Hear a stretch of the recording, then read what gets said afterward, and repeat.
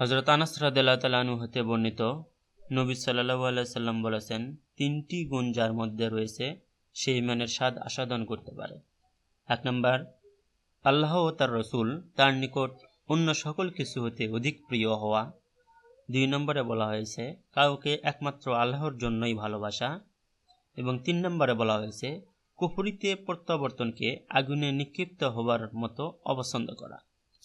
হাদিসটি বিশ্লেষণ করলে আমরা পাই, কোনো ব্যক্তির কাছে তার মা বাবা, ভাই বোন বা অন্য সকল সম্পদ, সোনা রূপা, যে কোনো কিছুর থেকে আল্লাহ এবং তার রসুলকে অধিক ভালোবাসতে হবে। এবং কোনো মুমিন এবং মুসলিমকে আল্লাহর জন্যই ভালোবাসতে হবে। এবং যে কোনো পাপ কাজ করাকে আগুনে নিক্ষিপ্ত হওয়ার মতো অপছন্দ করতে হবে।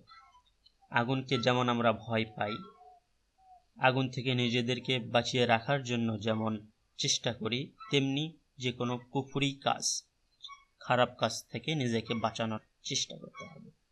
হাদিসটি বর্ণিত হয়েছে মুসলিম শরীফ থেকে, 43 নম্বর হাদিস।